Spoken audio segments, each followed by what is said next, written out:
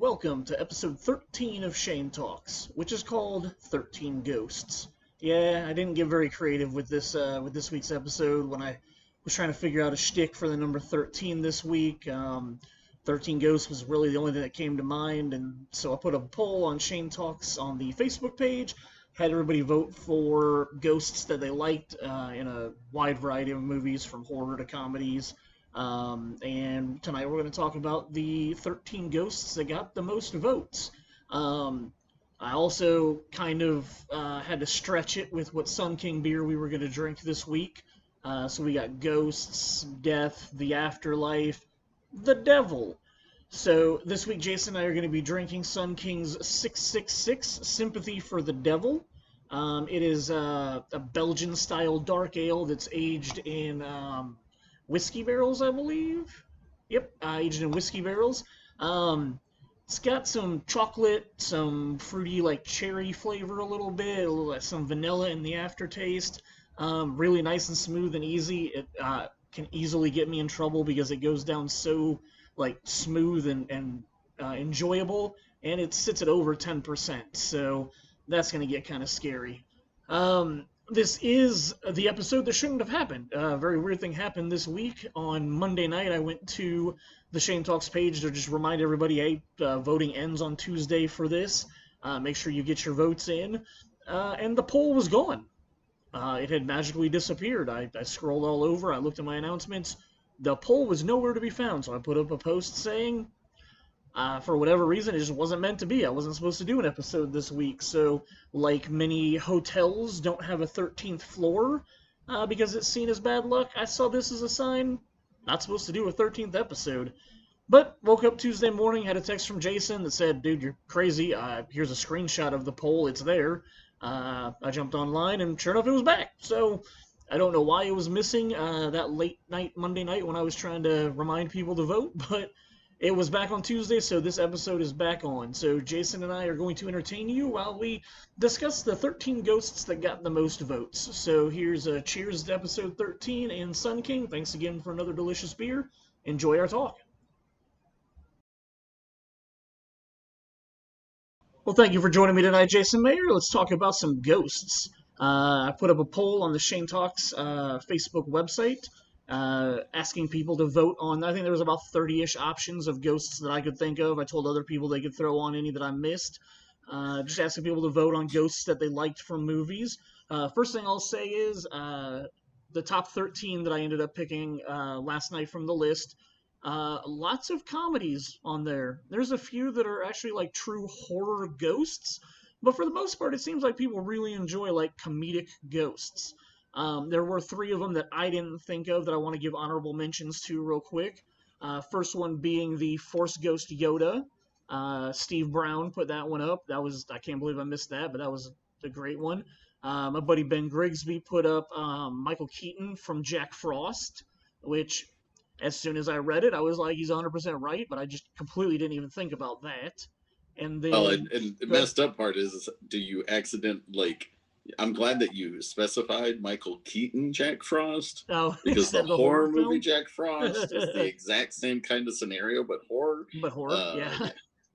And then finally are the entire cast of the others, which it turned out to be all ghosts until the final scene. So another warning about this episode, pretty much every movie we talk about on here is over 20 years old. Spoilers! So spoiler alert, you might find out that Bruce Willis is a ghost.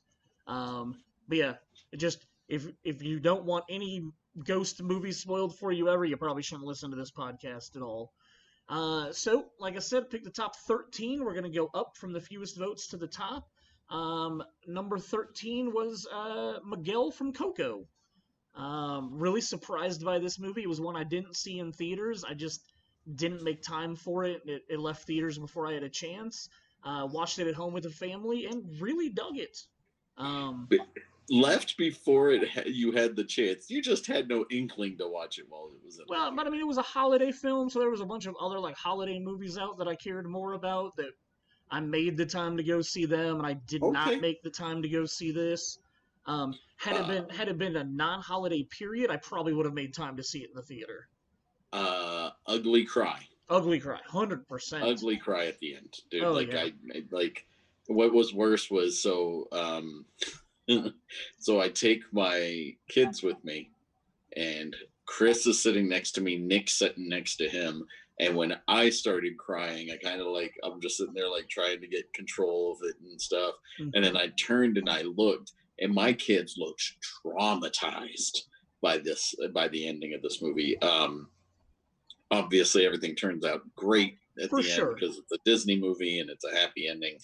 But yeah, they were really upset when you think bad things are gonna finish. Sure. Yep. But yeah, like Miguel's really cool and he's a lot of fun. And it's like it's an interesting take on a ghost because it's not like he dies and becomes a ghost. He basically gets cursed into being a ghost, and then he's just stuck in the netherworld. Yeah, and then so he's hanging out with other characters that are really ghosts. Yeah, it was a lot of fun. Thought it was a decent flick. The fish out of water aspect of it's really to flip it. Mm-hmm. Works really well for that movie, and the music's really good too. Music is really good, and like you were saying with the story at the end, like where you think the dad is gonna fade away or whatnot, and then like he plays the song and everything works out. Like it was a really cool like twist story. Like when you think the other character is his great-great-grandfather, but then you find out who his great-great-grandfather really is, and like, I thought it was really good storytelling for it. Done. Yeah, but it's a Pixar movie, so are we surprised? Nah, not at all. So the 3D was, I don't think I saw the 3D on this. I definitely didn't. Because I watched it at home. Yeah, there was a lot of fun, like, dead jokes and stuff that they did when he was in the netherworld or whatever it was called in the movie. I can't remember what it was called. Afterlife, whatever you want to call it. But yeah, like his even his dog's a great companion throughout that whole film. Yep. So yeah, really, really fun and enjoyable ghost there. Comedic ghost. Number 12 is not a comedic ghost. Number 12 is one of the best horror ghosts like ever. Tony Todd kills it as Candyman. And I don't remember. We get Candyman's backstory in the first movie, right? Like it's not the you get a tiny bit of it in the first one. I think it's the second one that they give you a whole lot more of his backstory. You find out what happened to him and everything. Yeah, I think that was the second one. I don't know if I've ever seen the third one with Tony Todd. Yeah, I remember the second and third ones aren't that good, but they're kind of interesting. I think I marathoned all three of them in one night, and that's the only time I've ever watched 2 and 3. So I don't. They all kind of blend together to me, but dude, that first one, it's up there. I mean, it's easy for me to say that it's up there with Michael Myers, and as far as like the seriousness of it, because like Freddy got like funnier as his saga went on. And Mike Myers kind of always stayed serious, but like there was some really ridiculous stuff that happened. You just mentioned Freddy Krueger, and I don't even know if Freddy Krueger was on the list at all. He could technically be a ghost-ish. Yeah, he should be. I mean, he's dead. I didn't even think about that. That definitely missed it. Yeah, he should have. I mean, he should have been on the list, but yeah, like Candyman is definitely. If you haven't seen that horror movie, get a couple of your friends, turn off the lights, and hang out in the living room and watch and see how many times people jump because it's so much fun. So Jason Richardson, who unfortunately isn't with us tonight, just for scheduling stuff, there's a great story that I've always grown up hearing about the first time he watched Candyman. Were you at that screening? I was sitting directly behind him. Tell us the story about Jason Richardson watching Candyman. So I was in one row. He was in the row right in front of me. It's a sloped floor theater because it was at Clearwater. And he was sitting in one row in front of me. He was on my left. He was on my right. I'm sorry. Jaybird was on my left, one row in front of me. My brother David was one row in front of me and one seat to the right. So they had a buffer in between them. And I'm sitting there and I'm watching it. And there's a particular scene where a dog makes a surprise appearance. And when that happened, Jaybird literally shot up out of his chair, moved over one seat, and sat right back down next to my brother. And like I mean, in considering it literally happened one row in front of me, I was rolling, man. Like didn't he scream pretty loudly when he did it? Yeah, that's what I remember. There was a very high squeal out of him. It was pretty great. So that is awesome. But yeah, Candyman definitely great ghost, great horror character, great villain. Like just such a creepy, freaky movie. Like shot in such a great way that like it's very tone deaf. Like there's not very many bright colors. It's all kind of just like mute colors through the whole movie. Like just and he is just insanely creepy. It's just creepy, man. You know? Like the entire time you're watching that movie, especially when Tony Todd's on screen as Candyman, like your skin feels like it's crawling the entire time. It is fantastic. So yep. Easily a I'll say top 5 horror movie, maybe a top 3 for me of all time. Nice. I like that. Jump into the next one. We've actually got another horror duo here. Granted, these girls don't get a lot of screen time, but they are definitely creepy in the few minutes you see them here and there. It's the Grady twins from The Shining. Oh, dude. That scene where Danny's riding his tricycle and just comes around the corner and like he's going around a bunch of corners, so you're not even expecting anything, and then all of a sudden he rounds one corner and it's just there. Like, dude, but those like girls are the music's perfect for it too, like because it's like that. It's like making that regular like, oh, we're just kind of trotting along, and then he does that turn with the camera when he does the turn with the big wheel. And it hits those twins, and it's that high like screech on like the violin, and it's just like it totally is disturbing, and makes you dude, like very effective. I'm not a huge fan of The Shining. Okay. I like the movie a lot. I think it's very well done. I think it's maybe because I got burned out on. It was on a lot when I was growing up. Okay. I don't know if that was a preference in the house for one reason or another or what, but I remember it being on a lot, and I think I've seen the ending of that in Mad Max more than I've seen any other endings in my entire life. Oh, interesting. But like, so the twins show up in Dr. Sleep as well. So if you haven't seen Dr. Sleep, because of the fact that we have the segue here from Shining, sure, I highly recommend Dr. Sleep. Not nearly as scary and not as like horror scary in my opinion. It's more like creepy scary. Like. And I mean, Rebecca Ferguson nails her character in that movie. She's amazing. Perfect. And like the supernatural aspect of it's really freaky, but it's not like it's not as scary as The Shining, but it's on a different level. And Ewan McGregor's awesome. Oh yeah, and bridging the gap with the new young girl that has the shine. I think it was a really good like adult child like mentoring dynamic that they did between the two of them. And like some really shitty stuff happens to that girl through the movie, and it kind of sucks like at the end when you think about it. It does. I really enjoy the fact that I've never read the book. That neither have I. Our other one of the guys who's been on the show at the time was Brandon Yoder, and he has read the book and said it like considering how the original Shining ended, that wasn't the same as the book. That this lined it up and helped make it whole in a real nice way. So. Yeah, and I definitely read an interview with the director when they were pitching the idea of doing a sequel. I guess Stephen King wasn't very into the idea because he hates the Stanley Kubrick version so much. The Dr. Sleep director's name is skipping my brain right now, but he told Stephen King, I want to make a sequel that is both a sequel to Kubrick's movie, but also is actually a sequel to your original book, so that it actually like is sort of a sequel to both of them at the same time. And apparently Stephen King was very happy with Dr. Sleep, the movie. That's awesome, man, because it definitely was one of I surprisingly liked it a lot more than I thought I was going to. Well, and I definitely something that's been on my list to do for a long time is go back and watch the TV version of The Shining, because apparently that's the one that Stephen King prefers over the Kubrick movie. I watched Gotcha. it once, like when it aired in like '91 or '92 or whatever that was when it was on TV. Isn't it like the guy from From Wings? Guy from Wings, yeah. Like the brother, the Yes. pilot brother.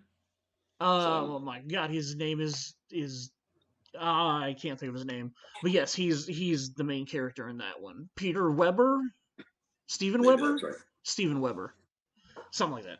So anyway, but yeah, I've been wanting to. I don't remember the Grady twins in that version, so like I don't know if they're better or different or anything like that. But definitely for the Shining and Doctor Sleep, they were creepy little girls, and I feel like they did a really good job of casting because they reshot all of that stuff. They didn't use the original footage, and the girls they used in Doctor Sleep looked really close.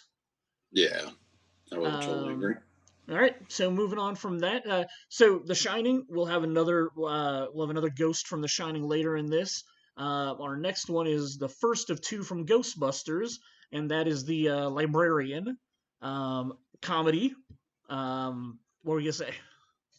I was just gonna say it's one of those things that like man that watching it now and Mm-hmm. the special effects the way that they Oh were, yeah, like it's kind of silly. But sure. like I remember when I was a kid and that scene freaked me out so bad. Well, they do such a Like good job of like when they establish her, she just looks like an old lady reading a book, and then she like yeah, like all of that just seems like a very old lady. Like what's scary or creepy about that? But I will agree when they approach her and she like turns into the angry ghost. Like as a kid, that freaked me out too. dude, I there was a when it comes to the Ghostbusters, that was the scariest point for me in that whole movie Okay, when I okay, was a kid. When I was a kid, so like I would be happy to walk out of the room, let that sequence happen, and then I would come back and watch the rest of the movie and not nice, blink an eye at almost anything else that sure. happens throughout the whole film. So, So yeah, great. Librarian's a great opening to that movie. You've got the comedy between the guys in the library, and then the creepiness with her, and then her terrorizing the library and going away and whatnot. So pretty enjoyable ghost there. Definitely in the comedy realm now. Sticking with the comedy realm, we've got Bill and Ted's Bogus Journey, where Bill Ugh. and Ted get thrown off of a cliff by evil robots from the future, and they die. And then they spend over half the movie dead, go on a journey with death, and at one point they possess Ted possesses his father, and Bill possesses one of the other cops that's in the room at the same time. Um, Definitely super comedic with these two ghosts.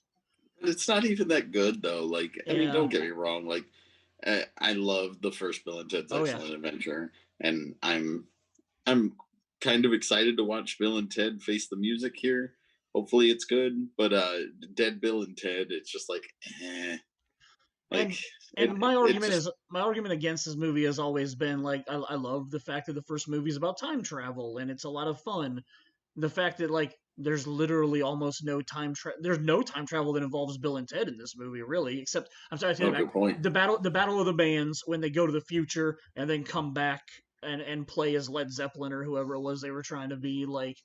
Yeah. um that's the only time. Like the rest of it is the death stuff and the journey to the underworld and then the journey to heaven. And I can get it because of the simple fact that you don't want to just do a rehash. Sure. You know, like here we just got off of Ghostbusters, who literally made Ghostbusters a second time and just Yep. changed like a couple aspects of it. Yep. So like at least you didn't have that. At least they tried something new. I'll give you I that. remember the soundtrack being kick ass for Bill and Ted's Bogus Journey. God gave rock and roll to you. I mean, yeah, okay, I'll give you Kiss, but I don't think it's the greatest song. It's definitely not the greatest Kiss song, but it's but like I know Steve Vai's got a track on that record. Mm-hmm. Because I want to say it's him playing while like one of the scenes while like Death is running around or whatever, and it's kind of silly. But like yeah, like at least they didn't do a rehash. You're right. They didn't I'll do a give you that. Hangover 2 or Yeah. Ghostbusters 2. they decided to do something different, and hopefully we get that with the third one too. So yeah, we will see. All right, so sticking in, well, I guess it's kind of a comedy, but we're definitely going kids movie here now. I think the nostalgia factor definitely kicked in with a lot of people for Casper. Dude, I love this movie. Even as an adult, I still I've shown it to my kids, and I still enjoy this movie. I need to watch. It's been like 20 years at least since I've seen it. I remember thinking it was okay, and I liked it. I have nothing bad to say about it, but I just good. If I could take this was one of those moments where I ended up with a crush on Christina Ricci. Okay. At that age, sure. She was just super cute as Cat. Something super adorable about her in this movie. So when I was the age that I was when I saw it, that I thought she was really I was like, ooh, kind of like celebrity sure. crush moment. But she, the whole cast is Bill silly Pullman? and has fun. Who's the female Pullman, lead? Eric Idle. Yeah, Eric Idle. Who's the female lead opposite Bill Pullman? I can't remember who she was. I can't remember what her name is, but even the ghost animation it still holds up for me. I watched this movie not too long ago. I want to say last year or 2 years ago with my kids, and I'm cracking up. And Dan Aykroyd's got a cameo. Oh yeah, he does. I forgot all about that. As the Ghostbuster. But yeah, man, So real quick, do you remember, since you've watched it recently, do you remember who played Casper when he got to be a real boy? Wasn't it Devon Sawa? It was. Final Destination's Devon Sawa. Yep.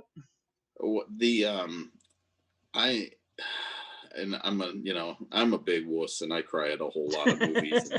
I'm right there with you. I get made fun of it by my family all the time. That my family doesn't make fun of me, so I'm glad that doesn't happen. But we'll be doing family movie night, and we'll get to the father and son moment in a thing or whatnot, and they both just whip their heads and look at me, and I'm wiping tears off my eyes because I don't know, Field of Dreams ruined me. But oh gosh, what is the lady's name? Oh, from Casper, you're still looking it up? Amy Brenneman is the mom who comes back at the very end of the movie to say goodbye to Bill Pullman. Because that's the whole reason why he goes there, is because he's still trying to connect with his wife who died unnaturally and unexpectedly, and he feels like he can't move on, and that's the whole reason he goes there, and he's trying to connect with the ghosts. And at the very end, she shows up, and she's like, hey, you got to let me go, and you're doing a wonderful job raising our daughter. I love you, but that's right. I'm going back, and you can't come with me, and I can't come here. So, dude, I won't say I'm ugly crying on this one, but I will say that tears definitely. Was this 95? This is 95. You 95? Are correct. I believe 95. So there's one ghost movie that didn't make the top 13 list. I don't even know if anybody voted for it. But I believe 95 was also the year that Frighteners came out. And as far as ghost movies go, I thought that was later. Was it later? Let me look that up. I guess it could be 97. Frighteners is 96. Oh, 96. Okay, so a year later. Okay. But Frighteners is one of my all-time favorite ghost stories, and because of the fact that it's ghosts and comedies and came out right around the same time, I think I kind of just lumped these two movies together a lot. But and I mean Michael J. Fox obviously, but I really love Frighteners, and I was sad it didn't really get any votes in the poll. I should have voted for Sarge. Sarge in Frighteners is the best ghost. Yeah, Arlie Emery. Awesome. Yeah, he is awesome. Frighteners is a movie. It's really strange to me. The tone is not consistent in that film, because I feel like the first 45 minutes of it or so, or half an hour, 45 minutes of it is very comedic. Oh, sure. And it's got some dark stuff in it.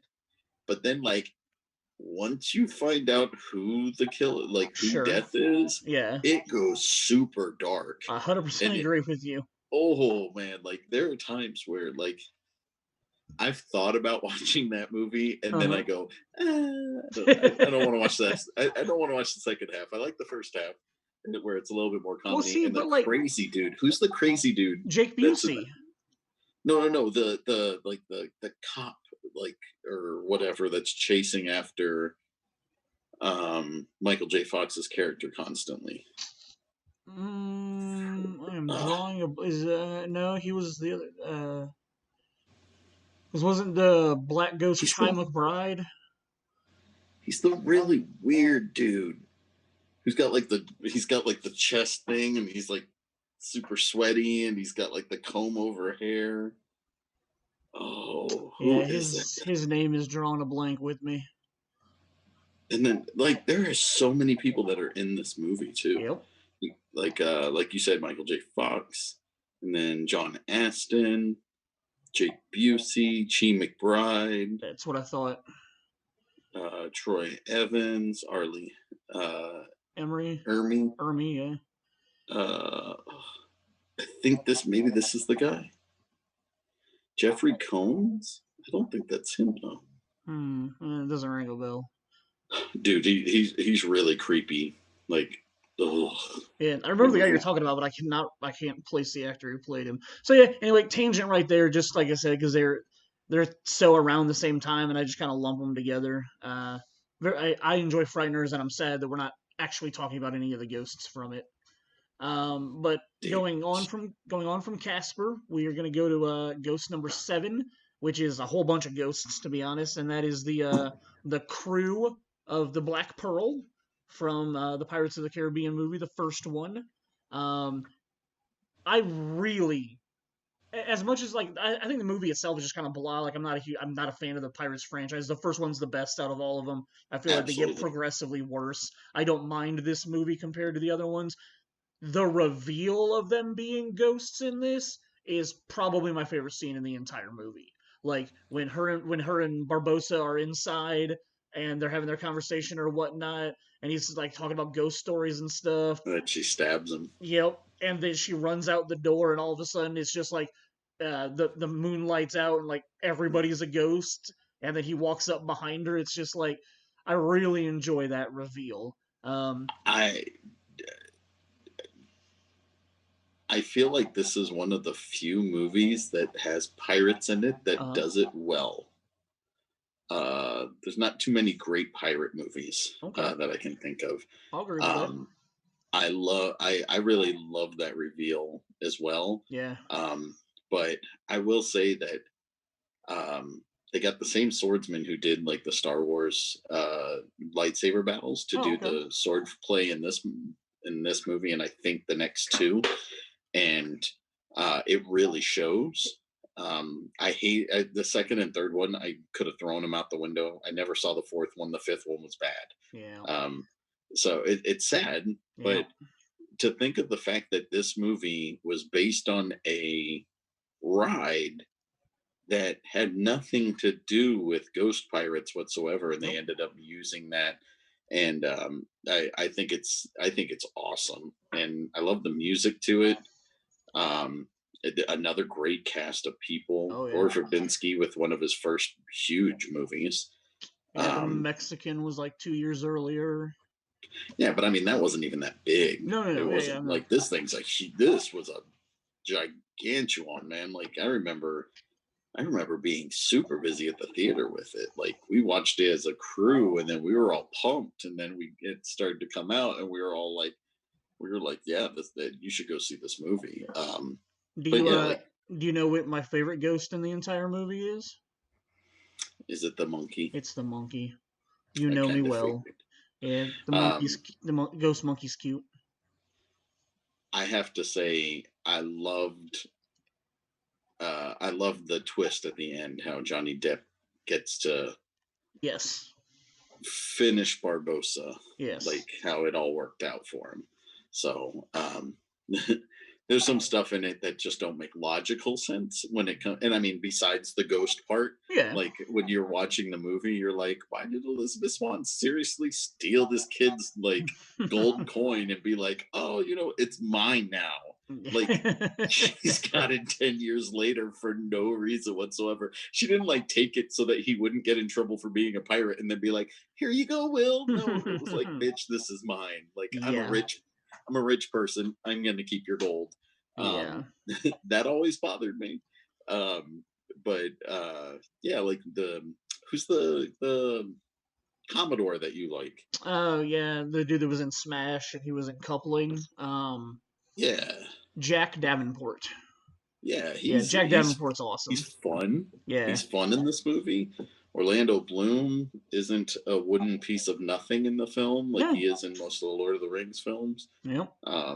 But yeah, like I just really dig how ILM did the ghost effects. Was really cool. Yeah. And like my favorite sequence throughout the walking whole out of the water, or walking at the bottom of the water, floor of the ocean to go out and take everything over. I think it just looks so cool. Yeah, it's definitely a cool scene. So the next ghost is one that I can't lie, I'm not super familiar with because I haven't seen the movie in about 20 years. But Patrick Swayze from Ghost. Sam. Isn't it weird to say that you haven't seen a movie in 20 years? It really is weird.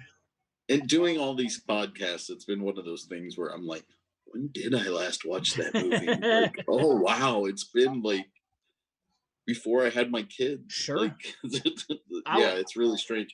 I would want to say it's been like high school for me since I've seen this. I hadn't seen it in probably 20 years, but within the last year, it was on one of the one of the movie channels that I get, and I just ended up turning it on because I was like, I don't remember a whole lot. I remember seeing it. I remember thinking it was fine. I don't remember thinking it was anything special. Yeah. Hint: Jason cries at the end because it's the sad moment at the end of the movie. But yeah, like Sam's kind of cool in this movie. Like, Patrick Swayze was dope as an actor. Like 100%. Everything he did was at least entertaining if it wasn't great. Yep. So Sam in this movie, I found when I was rewatching it that I really didn't care for Whoopi Goldberg. Goldberg, and I don't know if that's because of I don't know if it's because of her as a person or if it just doesn't age well for me with her performance. Because like I said, it's been a while. But I said it's been a while for me, but I seem to remember liking their dynamic. Like once they find out that she can hear him, I thought they comedically played it pretty well. They do for a little bit, but she gets annoying because she's just very loud and obnoxious throughout the whole movie. And and I think it's pretty much the character not aging well for me because I think back on other Whoopi movies and I have no problems with her. Well, and like at that time I was a big, Star Trek The Next Generation fan, so I probably was very like open to whatever character she was playing just because I loved her so much on that show. Maybe now 20 years removed from that, like adoring her, I might not feel the same way about the character. Yeah, I just found her obnoxious for the most part. But overall, like, I mean, a fun, entertaining movie. I like it when Sam's like learning how to do stuff from the other ghost, the like subway ghost or whatever. Yeah, like he's got to learn how to push and use his magical force powers, whatever you want to call them. And then he uses that at the end by like picking up a penny or something. They slide a penny under the door because Demi Moore doesn't believe that Whoopi Goldberg can talk to Sam. Oh, okay. And so Sam goes through the door, and then Whoopi Goldberg slides a penny underneath, and then he grabs the penny. I'm not exactly sure because he can only push. Right. Not exactly sure how he takes a penny that's laying flat on the ground and then pushes it. Like he didn't push it against the wall. He pushed it on a door where it would have just went right under the door again. But whatever the case, he ends up sliding the penny up the door and then like carries it over to her on his finger. Yeah. And so it like floats to her, and she's like, "Oh my god! Like, hey, somebody might actually be telling the truth." Right. Yeah. Yeah. It's fun. It's entertaining. It's definitely more of a chick flick than I would classify it as like a drama chick flick with some comedic elements in it, but yeah, for the most part, I think it's more of a girl movie than it is a guy thing. So because like throughout the movie, so like Sam finds out stuff at the beginning, and then that's why they get jumped and why he gets shot and killed, because like he was finding out somebody was doing like money laundering or something like that. And then are those that's exactly people right. are those Tony people Goldwyn. still after Demi Moore throughout? I can't remember. Is he trying to protect her through most of the movie? So Tony Goldwyn is the bad guy. Okay. And he and Sam worked together, and he was siphoning funds to do bad stuff. Right. And Sam started figuring it out. Tony Goldwyn hired somebody to shoot Sam. Yep. The guy shoots Sam, dies, and then he comes back. And then I can't remember if Demi Moore's character has evidence in her like effects, or if Tony Goldwyn needs something from Demi Moore's character so that he can finish hiding what he needs to hide. Got it. And Sam kind of gets involved because he's worried that she's going to die. And then they end up having a ridiculous chase sequence at the end. Well, where Tony Goldwyn's character dies. So doesn't his like thug get hit by a car or something, and then you get to watch him like demon pulled down into hell or something? Yeah. So the whole thing is like a portal from heaven opens up and will take you to heaven if you deserve to be there, as long as you walk up that portal. Whereas if you're going to the bad place, once you die, all of a sudden all these like demon shadow figures come out of all the shadows and come in and grab you, and then they take you into the shadows. I definitely remember screaming and kicking most of the time. So nice. Yeah. So moving on from that, we're going back to The Shining again for our second ghost from The Shining, a extremely creepy naked lady.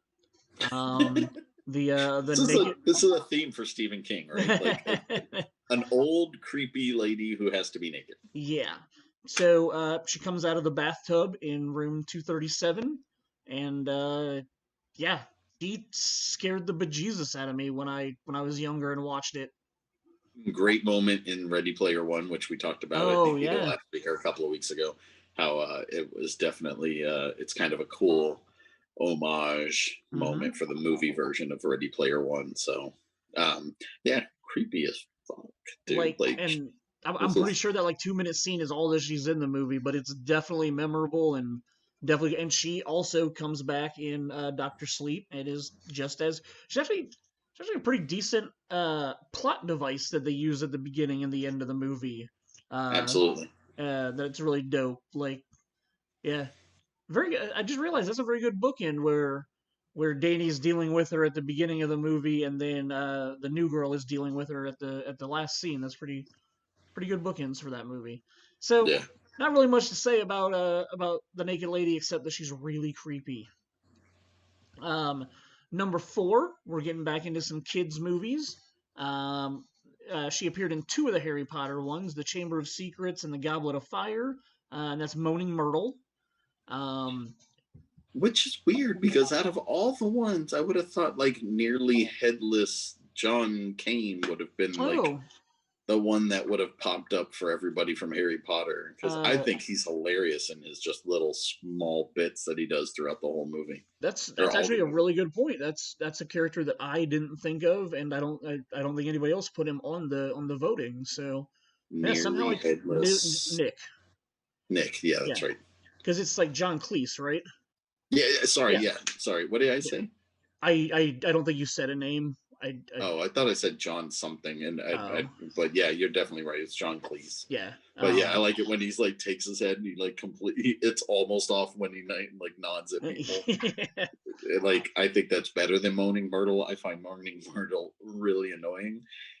I think that's kind of the purpose of her character. No, absolutely. Like I was gonna say, that's the reason why nobody goes to that bathroom, right? Yep. Like even Hermione, sorry, I couldn't remember her name. Hermione is like, nobody comes down here because of Moaning Myrtle. So like, it's totally makes sense and it works for the character in the movie. But I just like, oh, I don't need to hear that. So I remember in the second movie, she's kind of like the key that tells Harry how to like figure out where the Chamber of Secrets is or something, right? She does. I mean, she's in that room, and I want to say, didn't she die because of the Chamber of Secrets? I feel like that definitely is right. Like I want to say she died from the snake, like the giant snake or something. I think you're right about that. So I can't remember how or why she comes back in Goblet of Fire. I literally, when I looked her up, I was like, oh, she's in 2 of these. I remember her from Chamber of Secrets. I don't remember her at all in Goblet of Fire. I'm not gonna lie. Every Harry Potter movie, I think I've seen one time in its entirety. Gotcha. While it was in the theaters, I've watched 1 and 2 recently with my kids. Nice. For Friday night outdoor movie night, and I like them. I don't think. I mean, I personally think the first Fantastic Beasts movie was the best out of all Harry Potter movies. See, and I need to watch those. I haven't seen either of those yet. I haven't watched the second one. I've heard the second one's not really that good, but I love the first one a lot. The second one I started watching, but I started watching it while I was tired, so I passed right out at some point. So makes sense. We own it. I want to watch it, but I like the Harry Potter movies. They're entertaining enough. Yeah. I like showing them to my kids, but I don't really remember her in Goblet of Fire at all. Yeah, I remember no idea where she was in Goblet of Fire. Of every one of the movies, but I don't remember much with her. Yeah. So. That'll be one I look up later because I don't remember it all. But now that you've mentioned Nearly Headless Nick, I feel like he probably should have been on the list instead of Moaning Myrtle. But when I thought of a ghost, like she came to mind, probably because she annoys me. Moving on to number 3 on our list, going back to Ghostbusters. This character I'm actually a lot more familiar with from the cartoon that they did than the actual movie, but it's Slimer, and I mean Slimer's around a lot in the movie. Not a lot, he's a little not that much. No, he's at the beginning and he's near the end, and that's pretty much it. But because they made him such a huge character on the animated series, like that's where I always think of Slimer from. Yeah, I'm not a huge Slimer fan. I know a lot of people are. Like, it was kind of fun to watch the movies that made us on Netflix. Like they did an episode that was Ghostbusters related, and you got to watch like the progression of the Slimer entity and what they started with, and there was so many weird looking ones. Yeah, it was really weird. But I really enjoyed seeing the evolution of the character. But yeah, I've never been that much of a Slimer person. Really? I don't know what it is about him that I'm just like, okay, he's fine as a ghost. Him sliming Venkman had no effect on you. You didn't find it funny? I think it's funny when he's talking after he gets slimed more so than when he gets slimed. Like, fair enough. It's not like you ever see it either. I mean, it's just like the camera rushes I guess that's true. And then the next he screams, and the next time you see him, he says, "I feel funky," like which is a great line, and I love it. But like, yeah, you don't see much of Slimer. I don't know. I just feel like he's an overblown character for me personally. So. Yeah. Spoiler alert: if you've made it this far, this next ghost is literally a spoiler, and that's. You may or may not have heard this joke before. But Bruce Willis was dead at the end of The Sixth Sense. Oh man, thanks for ruining that for me. Man. To this day, I have 2 friends that stand by the fact that they called it in the first 5 minutes that he was dead. And to this day, I still call them liars because I don't see how anybody ever in 1999 could have seen that coming. There was nothing that led you to believe that was what was going on in this movie. Like, this is literally basically the first movie that introduced the twist ending, and nobody watching this movie for the first time would have had that in their mind. I have one friend of mine who swears by it, and I don't think I would love to say that she is a liar, but she might have figured it out. I don't know, but it's one of those things to me that I did not see it coming. Yeah, This is because literally Fight Club wasn't until October. So yeah, I was gonna say Fight Club was the same year that they were both 99, but Fight Club wasn't until October. So like this literally was like the first big, huge twist ending movie that like I don't think anybody could ever see it coming. Like there's it, there's clues and hints, but like there's nothing overt about it. it's so good, man. It So is good. So perfect. it's like the beautiful execution that you never see. Like it's like Michael Jordan when he, or like Kobe when he scored. Wasn't it 91 that Kobe scored that one time? Like 81, yeah, when he hit 81. 81. Yep. Like I got to watch the end of that game because he was going off so much. Like it's one of those things where it's like I remember what theater I was in. I Yep. remember who I saw the movie with. I remember I can remember when he at the end.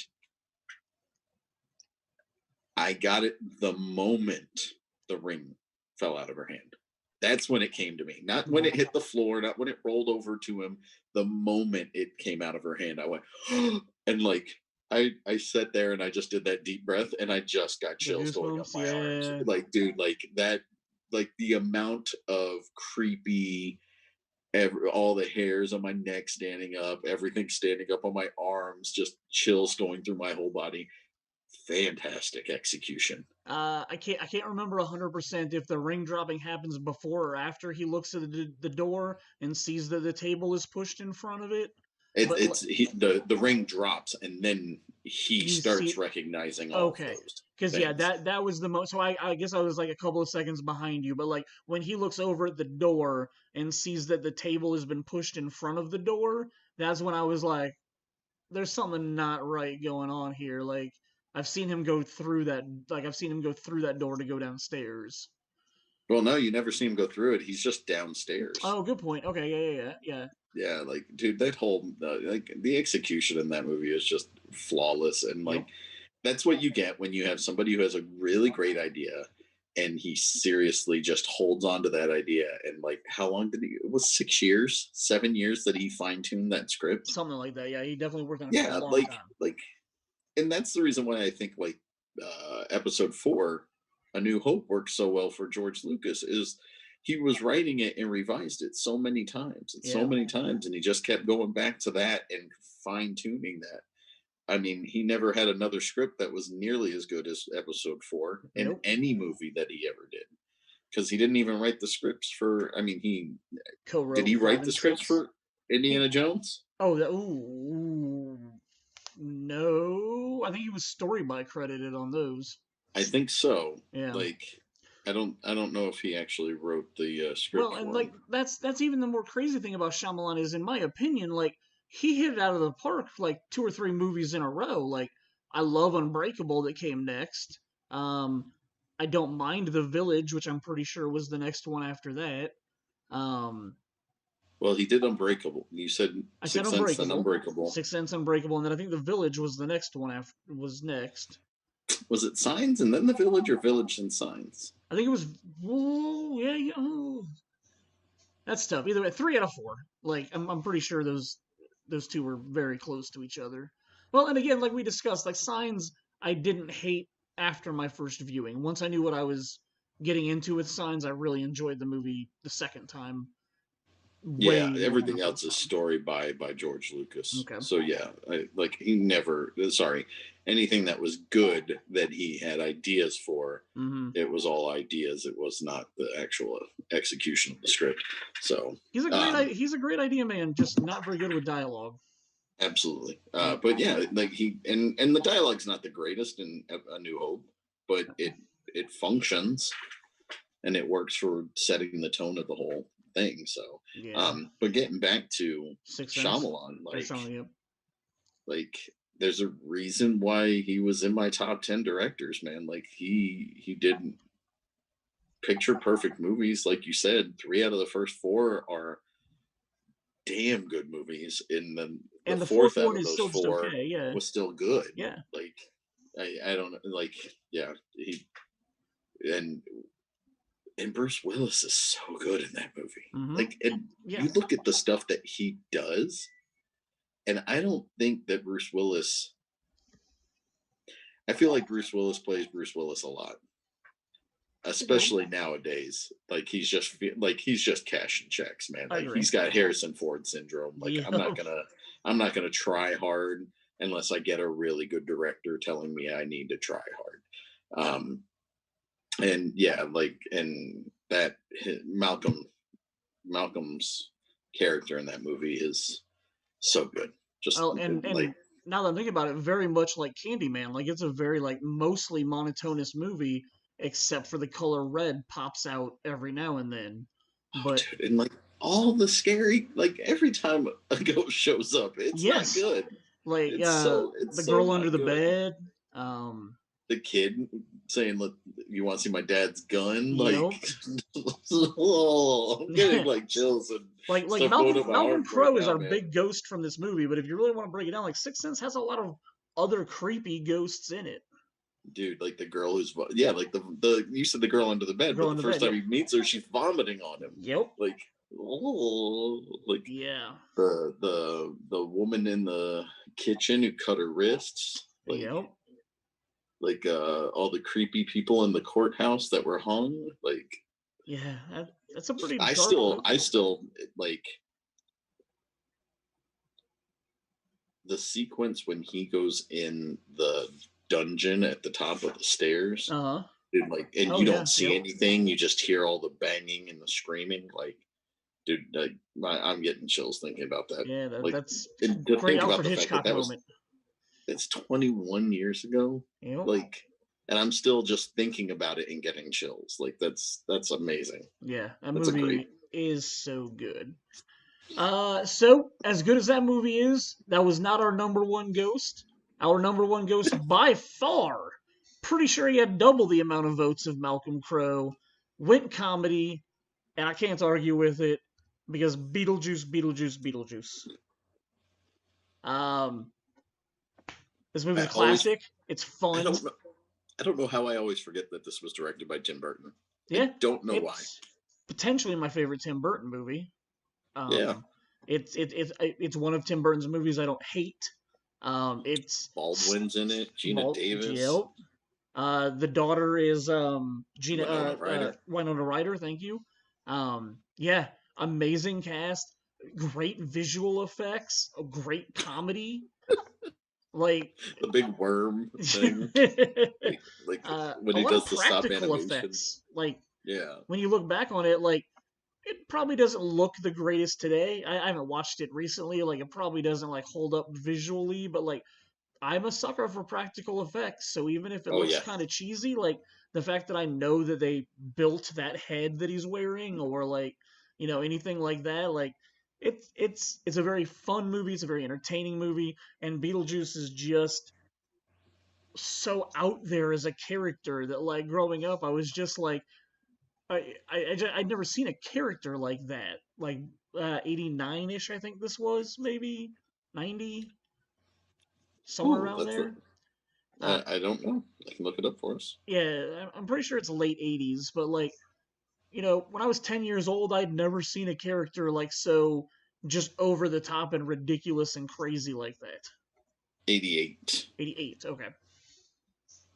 So, yeah, and I mean, you look at this cast, it's Alec Baldwin, Gina Davis, Michael Keaton, Anne McEnroe, Catherine O'Hara. Yep. Oh, that's right. Yeah. The mom Jeffrey Jones. Winona Ryder. God. I just watched Stay Tuned this week. The John Ritter movie. So bad. Like I enjoyed it when it came out. I was the age that they were aiming for. So for sure. I made Caitlin watch it with me, and like I don't think she enjoyed it as much as I did, but like I looked at her and I'm like I think what I enjoyed the most was the spoofs of real TV shows and like how they twisted them all into being like demonic versions of like what they really were. Like when I was 10, 12, I was like 92, like 12 years old, like that was cool to me. It was like like I was very big into Saturday Night Live in the early 90s, so when they would spoof things, like I really enjoyed their spoofs on stuff. So having an entire movie that was just spoofing a bunch of TV shows, I really enjoyed. But he shows up in that movie, and I was just like, oh, yeah, he's shit. like the devil. And I was just like, oh, it's that guy that I'm not supposed to like anymore. What not? Oh, he got arrested for pedophilia shit. Oh, yeah. I did not know that.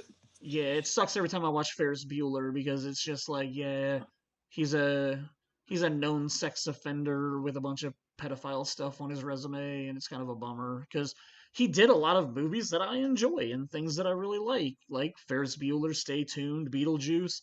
But yeah, it's just one of those bummer things now that I think it was early 2010s or something that came out and became like public. Interesting. But, yeah, so just kind of disappointing about Jeffrey Jones because he's as an actor, a lot of his roles are very much ones I enjoy. Interesting. He pled guilty in 2010 for a sex offender case. So, wow. Yeah, kind of a disappointment.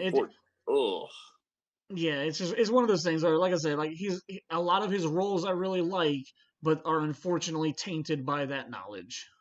Well, dude, and like, don't get me wrong, it's gross, it's wrong. Sorry, I shouldn't have started the way I did. How the hell? He was 64 years old when this came to light. It happened in 2013, so it was 7 years before that. He's 57. Okay. And hired a 14-year-old boy to pose for sexually explicit photos. Dude got 3 years. I'm sorry, he was sentenced to 5 years probation. That's it. 5 years probation. Yeah. Kind of sad. Oh, people like that should get so much harsher penalties than that. I agree. So, well, thanks for ruining that, Shane. Yeah. So now every time he shows up on any movie that our listeners or myself watch, we're going to be like, that fucking sex offender. Yeah, it sucks. But as we've said before, there's probably a lot of people in Hollywood who have done a lot of things that if we knew the reality about them, we would not like half of our favorite actors or actresses because of what they do with their money or directors. Yeah. So it sucks. It sucks. I'm glad people like Corey Feldman are out there trying to push the topic and how prevalent it is in the Hollywood system. I'm afraid for some of the names that in the future will probably be coming out. Like I said, I think last week or the week before, like I know saying the name Weinstein is like a bad thing nowadays, and that's sad because he produced so many movies that I love. Like there are so many Miramax movies that I literally love from 95 to 2005, like at least that 10-year gap. There's a large amount of Miramax movies that I absolutely love, enjoy, own, have bought multiple versions and copies of, and sucks. Even the Weinstein Company, when it shot off of Miramax, like before we knew how gross of an individual he was. But then you have things like, the cool thing about Kevin Smith is the fact that he said any royalties he gets from anything that has to do with anything that had Weinstein's name on it, that he was just going to donate it. Yep. So I'm hoping that's true. I'm hoping that he follows through on that with every time he gets that residual check. Mm-hmm. Because that's something awesome that they have the power to do. Yep. With the fact that something so ugly ended up tainting so many lives, and ruining lives, but also like how the tentacles reached into all of these movies that you and I love, or a whole lot of people. You think about that entire time frame that you just mentioned. Yep. There's a ton of Miramax movies that won Best Picture. Oh yeah. That won or were nominated for Best Picture, or nominated for all sorts of awards, and it's like, and unfortunately his name stuck on there. So I mean, it sucks. Kevin Smith has been very blunt and open about it, that unfortunately without Harvey Weinstein buying Clerks, he would have no career. Like nobody else was trying to buy it. I mean, per Kevin Smith's story. But without Harvey Weinstein buying it at Cannes, Kevin Smith wouldn't have a career without him. So it's kind of unfortunately a double-edged sword for him, because that's the guy that gave him the 25, 26-year career that Kevin Smith has had. But he's also a really bad dude.